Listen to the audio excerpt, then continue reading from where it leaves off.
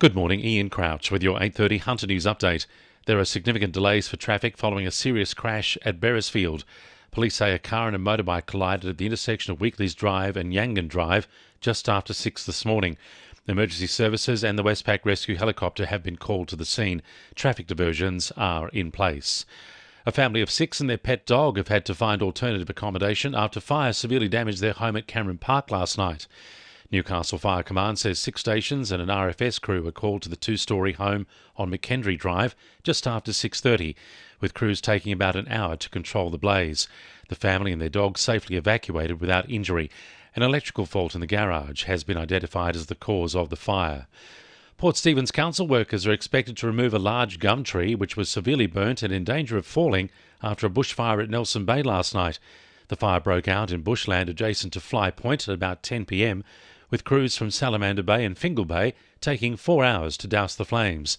The fire posed no threat to properties. However, Victoria Parade is closed due to the risk of the tree falling across the street. A $58.3 million commitment from the Albanese government to treat endometriosis could soon see the opening of a clinic in Newcastle. Local Labor councillors are pushing for an endometriosis and pelvic pain clinic to be opened in the Hunter in a bid to improve access to care for the 1 in 9 women suffering from the condition.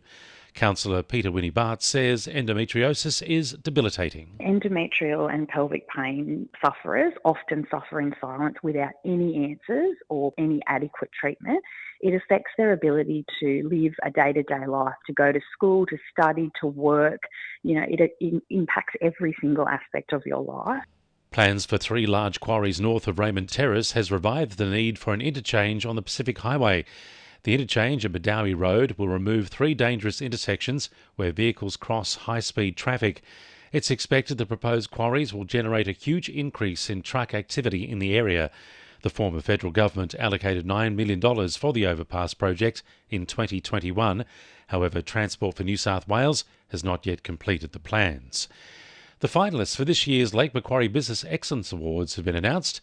Categories include Outstanding Employee, Excellence in Sustainability and Employer of Choice, and a gala dinner announcing the winners will be held in late July.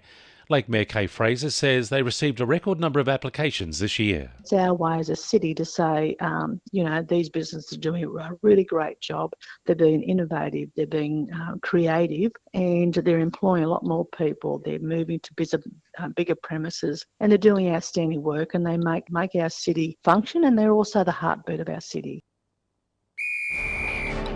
2NURFM Sport. North Star's Francis Drolet has pushed himself to 4th in the leading point scorers after taking 6 goals in their 11-2 victory over Adelaide Adrenaline.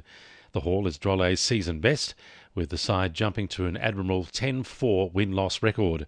They'll look to continue their run of success when they host Sydney Ice Dogs and Melbourne Ice on the weekend. Knights coach Adam O'Brien insists he's still the right person to lead the side to success after they slumped to 14th on the ladder. Calls for the club to part ways with the 45-year-old grew louder after their 20-12 loss to a depleted Panthers side on the weekend.